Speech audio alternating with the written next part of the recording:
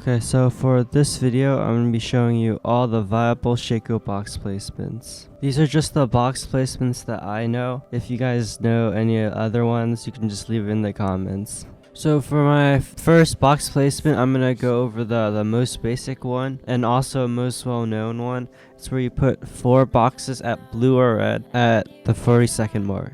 Some variants are you put the 4th box delayed so that you have a double fear on the buff. And there's another variant where you tank the first hit so that your boxes can stay up longer and do more damage on the buff. So the start, I think it's very self-explanatory. It's very flexible of what you can do after you take the buff. Like you can gank, you can decide to farm depending on how the game goes. It's a very simple box placement. It requires little planning and you can go any pathway you decide. And you really don't need a leash, but I always prefer a leash.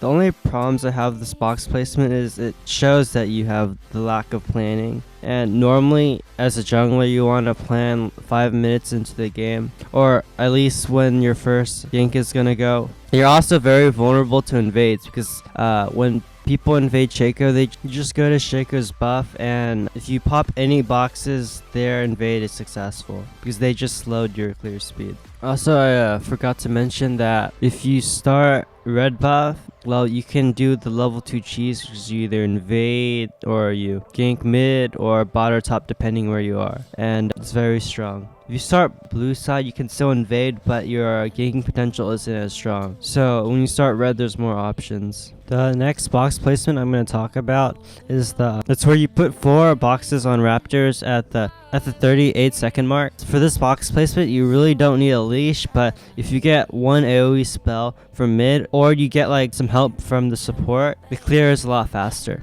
So the reason why you start 4 boxes at Raptors is because Raptors spawn 5 seconds or around that much time than the other camps. So if you start there, your clear is going to be a lot faster than if you start anywhere else. Also, if you start Raptors, Raptors is considered one of the hardest camps to clear. So if you start Raptors, you're clearing the hardest camp. What some people do is that since Raptors spawn sooner, great for invades, because you're able to get to a blue buff, the enemy blue buff faster, opposed to if you were to start red to invade. Also, if the enemy team decides to invade, you're not very likely to be impacted by it, because when the enemy invade, normally they don't check the Raptors, so you'd be safe. But some problems I see from this is that the start is really only optimal if you're gonna invade. There's a much better clear if you were planning to farm, but you can farm if you decide not to invade. Alright, so for the next 2 box placements, they're optimal for farming. I'm gonna give credit to Chinese JESTER for showing them to me.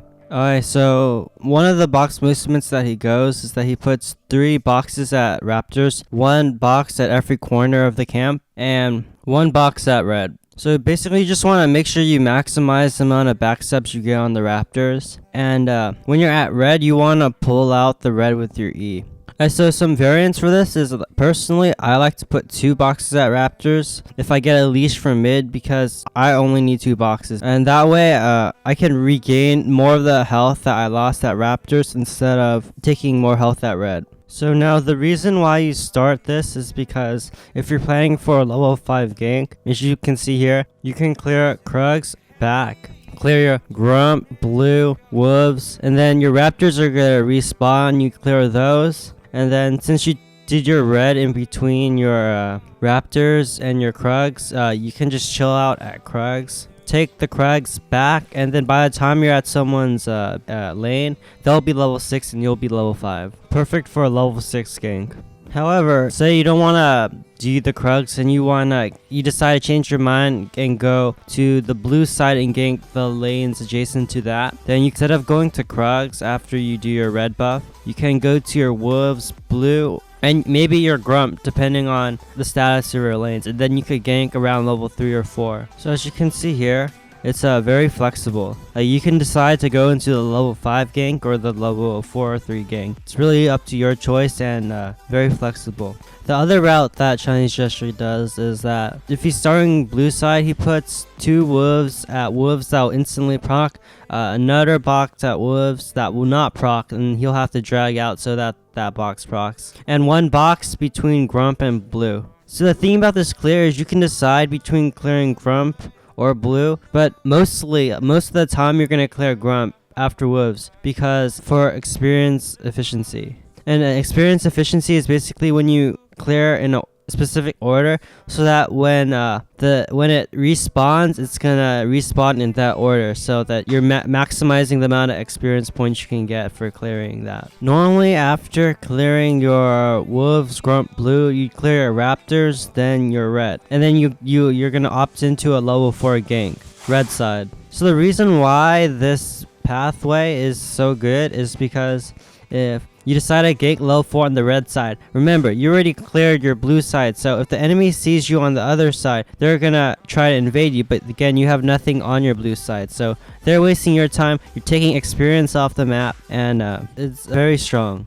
But like for most of these box placements and pathing, it requires a lot of planning. So if you can't plan, then it might work, it might not work. Also, you have to be wary if the enemy decides to take your red, because that really does decrease your gank potential, and it takes you a while to get to red, so it's a high possibility. Alright, so the next box placement I'm going to show you is good for invading. My friends in Vietnam told me about it, but I do it slightly differently, and someone in Korea also does it like this.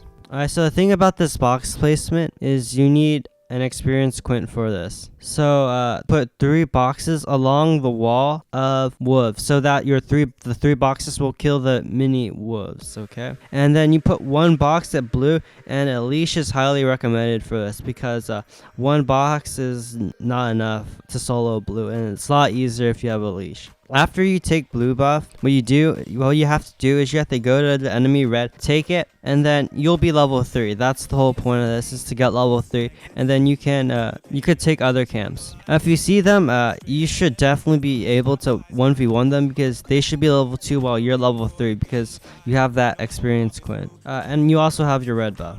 After you take your red buff, your goal is just to snowball, and since you're at the enemy top red side, you have unique angles that you can gank other lanes with. So using this method, you're able to get level 3 very fast, and you also put the enemy jungler behind. It's very time efficient, but then it requires a lot of knowledge of the game, and you want to make sure that the enemy jungler does not start red. So you need to figure that out somehow, like if it's like a ward or if they just show up to lane late. Okay, so now I'm just gonna state out that like extremely experimental box placement. So one of the ones that I rarely use, but it's kind of fun, if you could kind of predict if the enemy's gonna get red or blue after you take 2 camps. So basically what you do is you put 2 boxes at your red, 2 boxes at your blue. You clear red, and then you clear blue, and then you run straight to their red. And then hopefully they're there, you get first blood, and you have a double red buff. And I think this is just very fun to do. I don't think it's viable or anything. It's a little bit easier if you have some CD and some movement speed, so you can rush to red to blue. The other extremely experimental box placement that I sometimes use is put 3 boxes at your buff, and then you put a 3rd box that will not proc if the buff spawns. You need to trust your allies in leashing your buff, and making sure that the 4th box last hits the red buff. And while this is happening, you're going to be running to the enemy opposite side, whatever buff, and you're gonna smite it. So it's just very fun.